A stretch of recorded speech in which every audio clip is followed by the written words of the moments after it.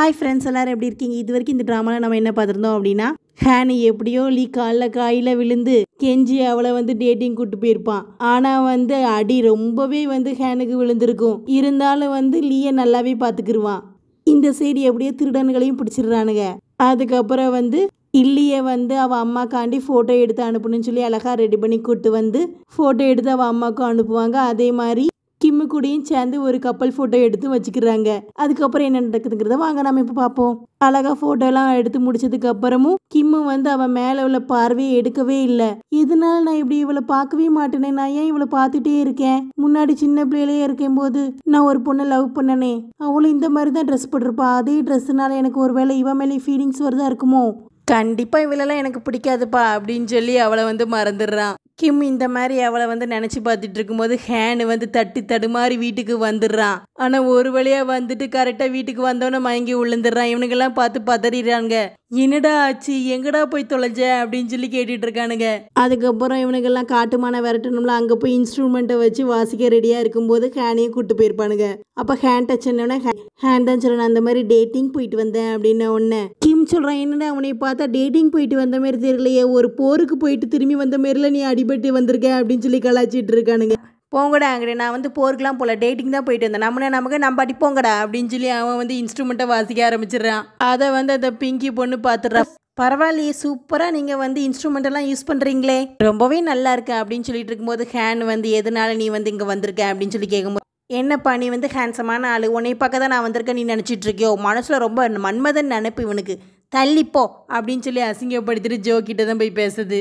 நான் இனிமேல் உங்களோட மேனேஜராக இருக்கட்டுமா அப்படின்னு சொல்லி பிங்கி கேட்ட உடனே, நாங்களே சும்மா தாம்மா இருக்கோம், எங்களுக்கு என்னம்மா மேனேஜர் அப்படின்னு அவனுங்களும் சொல்லிட்டு இருக்கும்போது, நீங்கள் ஒன்றும் கவலைப்பட வேண்டாம், மேனேஜரோட வேலையை நான் அழகாக செஞ்சிருவேன். உங்களுக்கு தேவையானது பாப்புலாரிட்டி, அதை நான் கண்டிப்பாக வாங்கி தருவேன். எனக்கு 1000 சப்ஸ்கிரைபர்ஸ் இருக்காங்க தெரியுமா அப்படின்னு சொல்லிட்டு இருக்கும்போது ஆப்பிள் அங்கிளான சேன் வந்துடுறாரு. சேனோட பொண்ணை காதை பிடிச்சி திருவி, இவனுங்க கூட தான் சேரக்கூடாதுன்னு சொன்னனே அப்படின்னு சொல்லி பிடிச்சி இழுத்துட்டு போயிட்டு இருக்காரு. இவனுங்களை பற்றி கேவலக்கிழமாக பேசிட்டு போயிட்டு இருக்காரு. உடனே ஹேனுக்கு டவுட்டை பாரு, அவர் என்னப்பா சொல்லிட்டு போறாரு அப்படின்னு சொல்லி முன்ன கேட்ட உடனே, வேற ஒன்றும் இல்லை, அவர் உங்கள் அப்பா அம்மாவை பற்றி தான் தேவையில்லாமல் பேசிகிட்டு இருக்காரு அப்படின்ன உடனே, அவர் திட்டுறதா இருந்தால் நம்மளை திட்ட வேண்டியது, எதுக்கு தேவையில்லாமல் என்னோட அம்மா அப்பாவெல்லாம் இழுக்கிறாரு அப்படின்னு சொல்லி இவன் வேற கத்திட்டு இருக்கான் பாவம். அதுக்கப்புறம் நைட்டு ஃபுல்லாக இன்ஸ்ட்ருமெண்ட்டெல்லாம் யூஸ் பண்ணி டயர்டாகி உட்காந்துருக்காங்க. காலையிலேருந்து டியூக்கங்கள் தான் இவனுங்களை பார்த்தவொடனே, என்னடா நீங்கள் ரொம்பவே எனர்ஜிலெஸ்ஸாக இருக்கீங்களே அப்படின்ன உடனே, ஆமாம் இந்த காட்டுமான விரட்டத்துக்கு இந்த மாதிரி தான் செஞ்சாகணும் அப்படின்னு சொல்கிறானுங்க.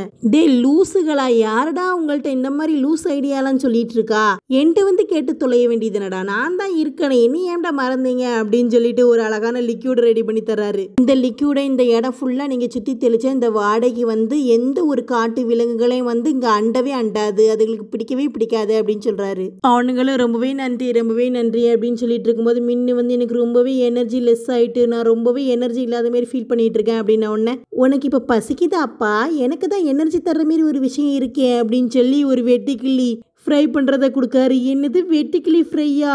ஆமாடா, இதை சாப்பிட்டு நல்ல எனர்ஜியாக இருப்பீங்க, சாப்பிடுங்க அப்படின்னு சொல்லும்போது, இந்த வெட்டிக்கிளியா, நாங்களாம் சாப்பிட மாட்டேன் சீச்சி அப்படின்னு சொல்லும்போது, டே பாம்பு சூப்பியே குடிக்கிங்க, இதெல்லாம் சாப்பிட மாட்டீங்களா, சூப்பராக இருக்கும், தின்னு பாருங்கடா அப்படின்னு சொன்ன உடனே, சரி ஏதோ சொல்கிறாரே அப்படின்னு சொல்லி ஒன்று எடுத்து எல்லாரும் வாயில் வைப்பானுங்க. ரொம்ப எல்லாருக்குமே பிடிச்சி போயிடுது.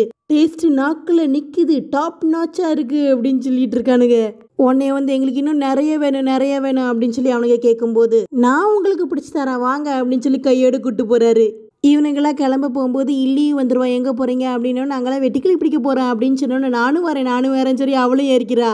அவள் நேராக போய் கிம்மு பக்கத்தில் தான் உட்கார்றா பாவம். அவள் கை லைட்டாக கிம்முக்கு டச் ஆயிரு. உடனடியாக கிம்மு ஹார்ட் பீட்டெல்லாம் ரைஸ் ஆகி வெளியிலேயே கேட்க ஆரம்பிச்சிருது பாவம். உடனடியாக நம்ம க்ரஷ் இருச்சுல, நம்ம க்ரஷ் அதோட கைப்படும்போது தான் இப்படி தான் இருந்துச்சு, அதனால் நம்ம லவ்வாக பண்ணோம், அதேமாரி தான் இவள் கைப்படையில் அதேமாரி தான் இருக்குது, ஒன்றும் கிடையாது அப்படின்னு சொல்லி இவளை ஒரு மாதிரி வித்தியாசமாக பார்த்துட்டு இருக்கான். அதை இல்லியும் நோட் பண்ணிடுறா. என்னடா இவன் வித்தியாசமாக பார்த்துட்டு இருக்கான், ஒருவேளை இவனுக்கு பைத்தியம் பிடிச்சிட்டோ அப்படின்னு சொல்லி பார்த்துட்டு இருக்கா பாவம். உடனே அந்த அங்கிள் ஒரு பிளேஸை காமிச்சு, இங்கே தான் நிறைய வெட்டுக்கிளி இருக்கும் அப்படின்னா, அம்புட்டு வேறு வெட்டுக்கிளியை பிடிக்க தீயா வேலை செஞ்சிட்டு இருக்கானுங்க. ஒவ்வொருத்தனும் அவங்களுடைய காமெடி ஸ்டைலில் செஞ்சிட்டு இருக்கானுங்க. கிம்மு ரொம்பவே கொஞ்சோண்டு பிடிச்சிட்டு இருக்கும்போது இல்லி வந்துருவா. என்னாச்சு, நீ என்ன இத்தனையோடு தான் பிடிச்சிருக்க, உனக்கு எப்படி பிடிக்கணும்னு தெரியலையா, என்னைய பாரு அப்படின்னு சொல்லி மின்னல் வேகத்துல வந்து கடகடன்னு போய் நிறைய பிடிச்சிட்டு வந்துடுறா. வாமா மின்னல் அந்த மாரி ஓடி செஞ்சிட்டு இருக்கா. அதை பார்த்த உடனே இவனுக்கு ஹார்ட் பீட் ரைஸ் ஆயிருது. ஆமா நமக்குள்ள கிரஷ் இருக்காங்கல்ல, அவங்களும் இந்த மாதிரி தான் ஃபாஸ்டா வேலை செய்வாங்க, அதனாலதான் நமக்கு இந்த மாதிரி ஆகுது அப்படின்னு சொல்லி இவனையும் மனசை தேத்திக்கிறான். இவன் வந்து பக்கத்துல என்னாச்சு நீ பாத்தியா அப்படின்னு சொல்லி கேட்கும்போது என்னதை பாத்தியான்னு கேட்கா. ஐயோ அப்படின்னு சொல்லி எனக்கு இந்த வெட்டுக்கிளியே வேண்டாம் தூக்கி போட்டு ஓடிடுறான். பாவம் கிம்முக்கு வந்து லவ் ஃபீலிங்ஸ் வந்துட்டு இருந்தாலும் வந்து அதை வந்து தடுத்துட்டு இருக்கான்.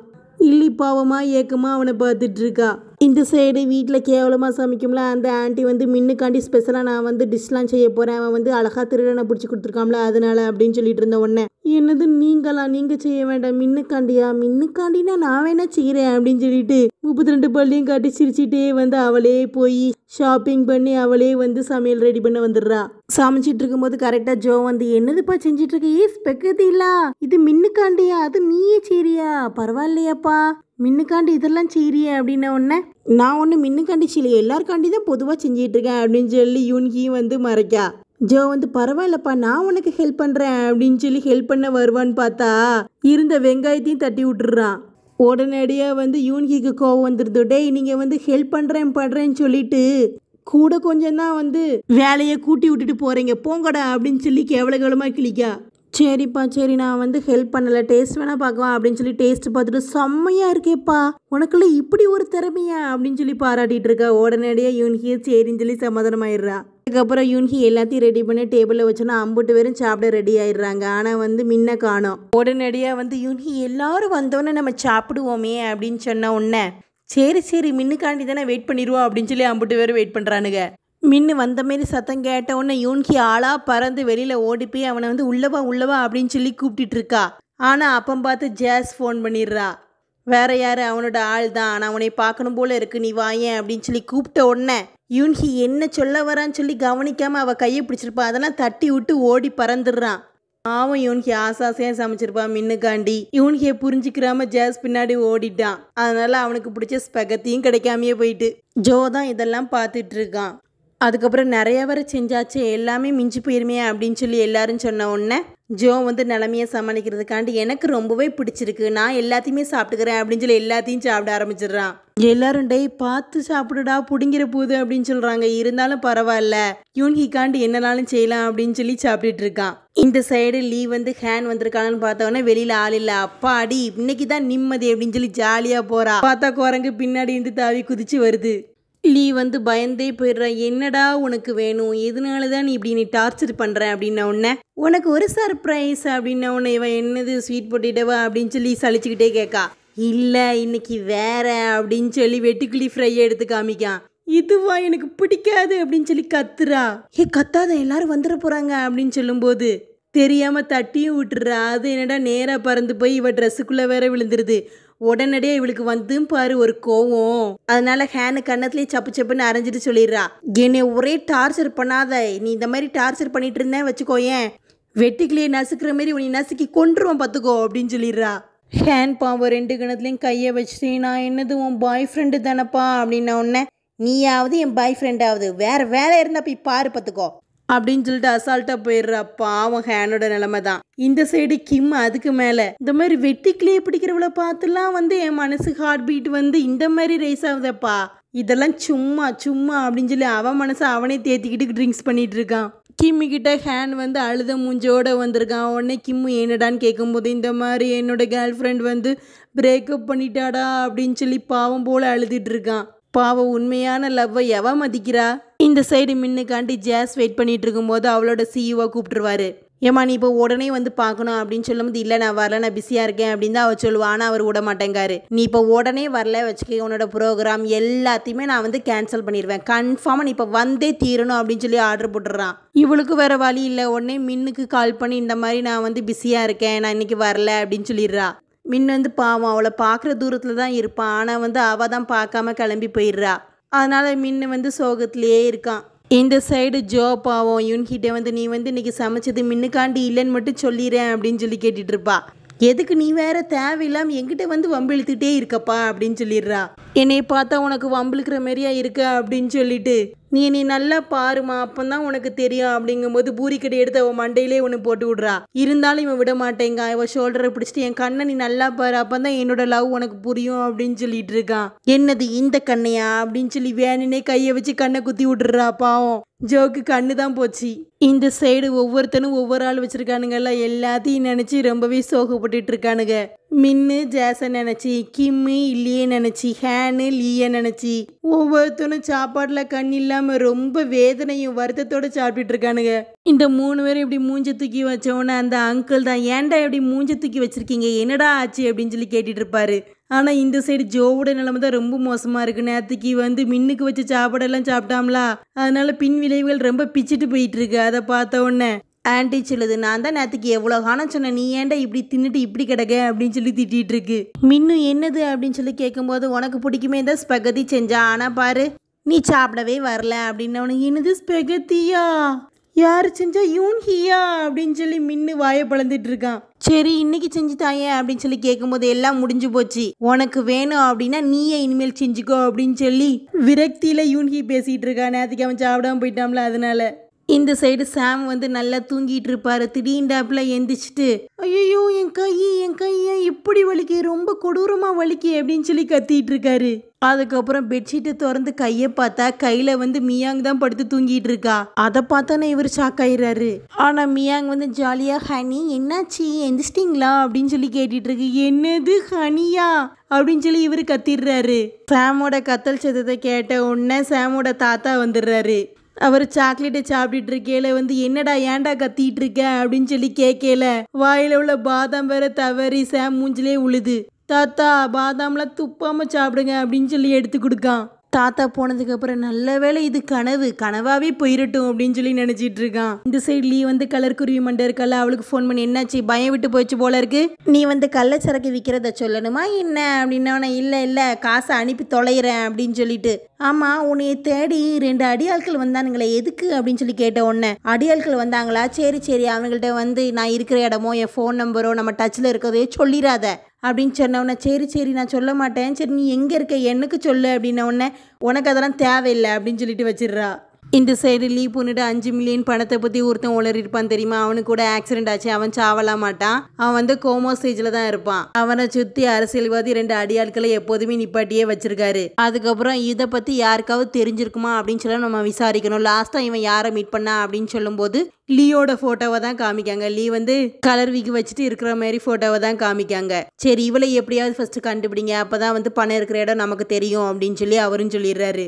இந்த சைடு டியூக் அங்குளும் அவங்களோட ஒய்ஃபும் ரொம்பவே கொஞ்சிட்டு இருப்பாங்க. அதை பார்த்து தங்கச்சியால் பார்க்க முடியலப்பா, தயவுசெய்து உங்கள் ரொமான்ஸை நிறுத்துங்க அப்படின்னு சொல்லிட்டு இருப்பா. உனக்கு பார்க்க முடியல நீ கண்ணை முடிக்க, நாங்கள் ரொமான்ஸ் பண்ணிட்டு தான்ப்பா இருப்போம் அப்படின்னு சொல்லி 2 ரொமான்ஸ் பண்ணிட்டு இருக்குங்க.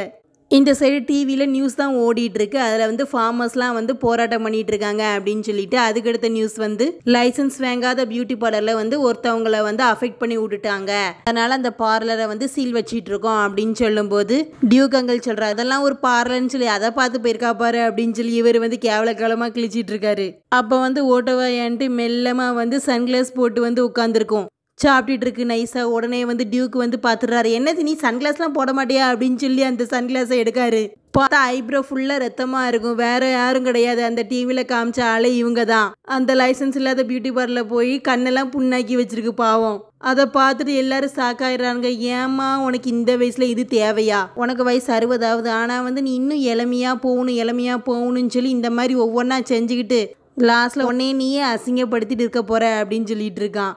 நான் என்னடா பண்ணுறது அப்படின்னு கேட்கும்போது, நீ தானே போன நீயே அதுக்கான வழியை தேர்ந்தெடுத்துக்கோப்பா, எனக்குலாம் ஒன்றும் தெரியாது அப்படின்னு சொல்லிடுறாரு பாவம். எப்போதும் போல கூட்டுக்கடா பஞ்சாயத்தை அப்படின்னு சொல்லி பஞ்சாயத்தை கூட்டி யூன்ஹி தான் பேசிட்டு இருக்கா. இந்த மாதிரி சாம் டீம் டியூக் டீம் நீங்கள் ஃபார்மர்ஸுக்காண்டி ஒரு வேலை செய்யணும், அவங்க எல்லாரும் போராட்டம் பண்ணிட்டு இருக்காங்களா, நம்மளும் அதுக்கு ஒத்துழைக்க மாரி நம்மளும் ஏதாவது செய்யணும், அதுக்கு நீங்கள் 2 பேரும் ரெடி ஆயிக்கோங்க அப்படின்னு சொன்ன உடனே, நாங்கள் இதுக்கு இந்த பசங்க தான் இருக்காங்களே இவனுங்களை ரெடியாக்க வேண்டியதுனே அப்படின்னும் போது, இவனுங்களை ஒருக்க நம்பி ஏமாந்தது போதும், இனிமேல் நான் இவனுங்களை நம்பவே மாட்டேன் அப்படின்னு சொல்லிடுறா. அங்கே போய் ஏதாவது 7:30 இழுத்து விட்டுருவானுங்க அப்படின்னு சொன்ன உடனே மின்னு சொல்கிறான், அந்த ஆக்களை இவ கூப்பிட்டோன்னா நம்ம பல்ல இழிச்சிட்டு போயிடுவோம் போல, நாங்களாம் வர மாட்டோமே அப்படின்னா நீலாம் ஒன்றும் வர தேவையே இல்லையே அப்படின்னு அவளும் சொல்லிடுறா. அதுக்கப்புறம் வந்து மின்னு வந்து டியூக் அங்கிள் நீங்கள் வாங்க, நம்ம வந்து நம்ம தோட்டத்தை போய் பார்ப்போம் அப்படின்னா உடனே இதுக்கு மட்டும் குறைச்சல் இல்லை, இவனுங்களுக்கு ஒரு பைசா கொடுக்காமையே வேலை வாங்கி சாவடிக்கானுங்கப்பா அப்படின்னு சொல்லிட்டு அவரும் போகிறாரு.